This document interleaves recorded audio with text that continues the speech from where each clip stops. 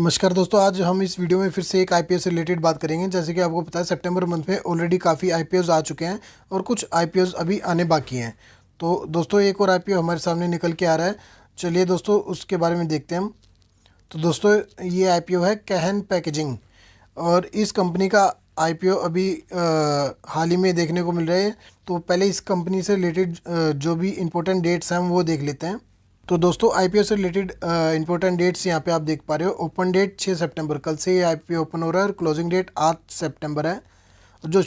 जो shares allotment date है वो 13 सितंबर है। और जो जिनको शेयर्स अलॉट नहीं होंगे उनके पैसे रिफंड हो जाएंगे 14 सितंबर तक। और डीमेट अकाउंट में आपके रिफ्लेक्ट होने स्टार्ट होंगे शेयर्स 15 सितंबर। और जो लिस्टिंग डेट बताई जा रही है वो 18 सितंबर बताई जा रही है दोस्तों। तो दोस्तों ये थी कुछ इंपॉर्टेंट डेट्स आईपीओ से रिलेटेड। अगर हम कंपनी के लोट साइज़ की बात करें तो दोस्तों एक लोट के लिए अप्लाई कर सके रिटेल इन्वेस्टर, मिनिमम और मैक्सिमम सेम है।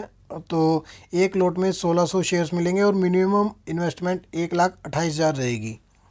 अगर कंपनी के बारे में देखें तो कंपनी जो है पैकेजिंग से रिलेटेड काम करती है और इनका जो बिज़नेस है वो B2B है, कंपनी टू कंपनी ये अपने क्लाइंट रखती है। और इनके डिफरेंट सेक्टर्स में डाइवर्सिफिकेशन है इनका बिजनेस, जैसे agro pesticides industry, cement industry, chemical, fertiliser, food products.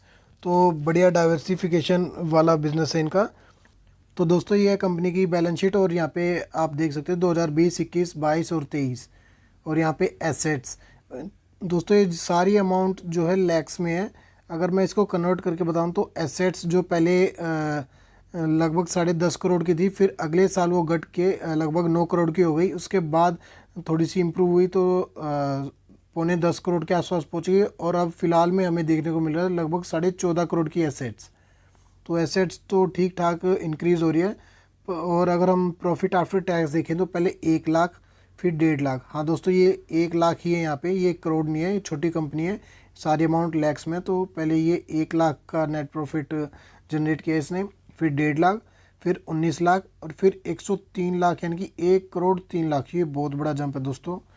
और रिजर्व्स एंड सरप्लस की बात करें तो वो भी नेगेटिव था, वो पॉजिटिव हो चुका 72 लाख।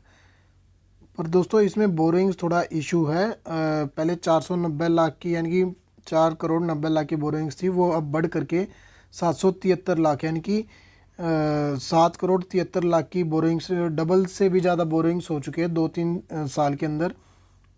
तो दोस्तों बोरोइंग्स थोड़ा इशू है क्योंकि ये छोटी कंपनी है। और दूसरी बात ये कि यहाँ पे ये जो 103 लाख का जो नेट प्रॉफिट आप देख रहे हो, देखने में तो ये बहुत शानदार लग रहा है कि भाई बहुत बड़ी जंप है।